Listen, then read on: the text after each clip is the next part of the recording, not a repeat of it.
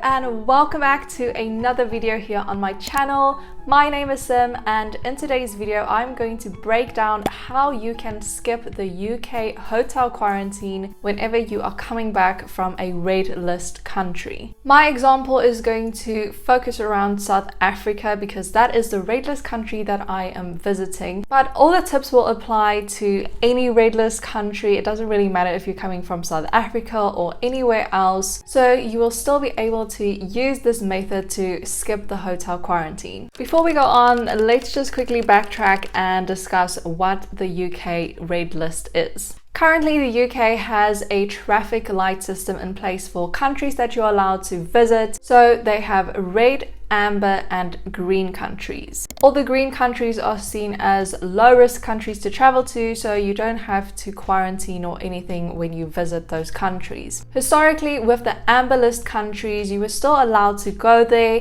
but when you came back, you would have to quarantine in your home.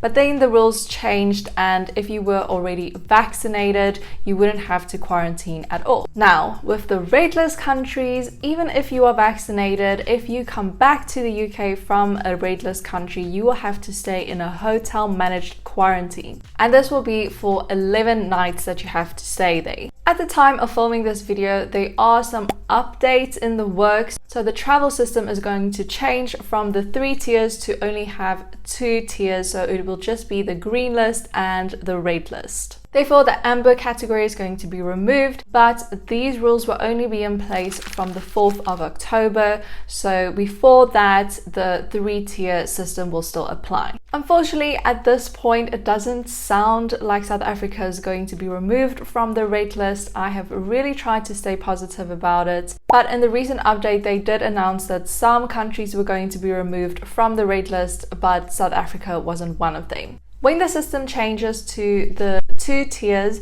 it will still mean that you have to quarantine in a hotel when you come back from a red list country, so that doesn't go away. So you might be thinking, quarantine hotel doesn't sound that bad, it's just an extra part of the holiday. Well, that extra part of the holiday is going to cost you £3,715 for 2 people to stay in the hotel for 11 nights, which includes food, but from what I've seen and heard, it's definitely not worth over £3,000. You are also confined to your room for most of the day. I think you get like 30 minutes to go outside, but then you are monitored by guards all the time. So basically, you are in a prison for 10 days and you are paying a ridiculous amount of money to be there. Because of this, we started looking for a loophole and we found it, which is what I'm going to share with you today.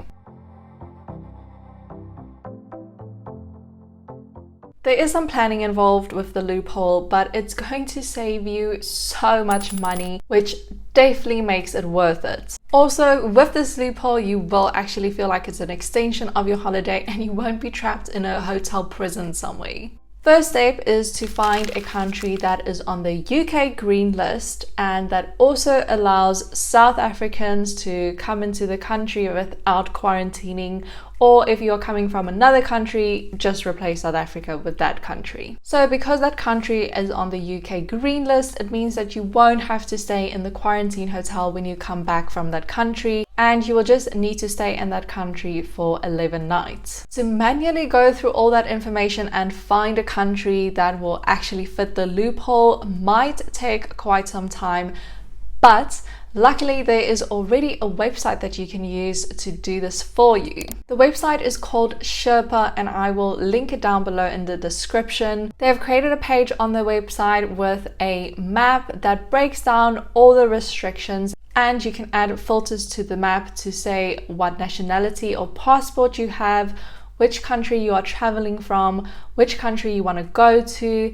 and you can also add if you are vaccinated or not, because that has an impact on the restrictions or the rules that you will need to follow in each country. It then color codes the map to show you which countries you can easily go to, which ones have some testing requirements or quarantine requirements, or which ones it's not possible to enter at this point in time. One thing that I also like specifically about this website is that it includes the government websites in the sources for each country, so you know that this is coming from a reliable source, and then you can click through to the government website, be on the relevant page immediately, and that just saves you so much time to actually do all of that manually. And just like that, you have your new quarantine destination.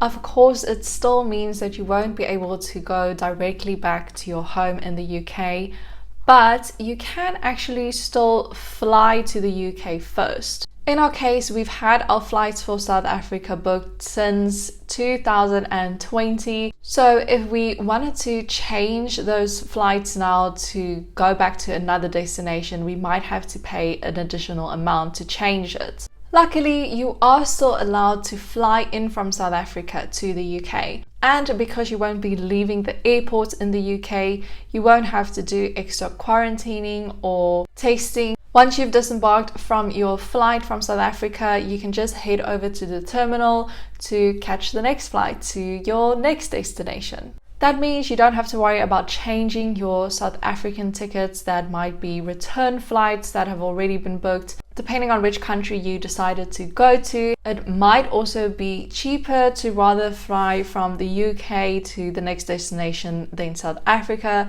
but that's going to depend on which country you choose. I would probably recommend looking at a country in mainland Europe just because that is really close to the UK, and flights can be really cheap when you fly from London, which is probably where you will land when you come back from South Africa. If you are going to another country afterwards, just remember to check the visa requirements. If you do go to a country in mainland Europe, you might have to apply for a Schengen visa depending on what passports you have. So just make sure that you plan these things in advance so that you have enough time to apply for your visa and still have your passport back in time for your trip. So that is the loophole explained.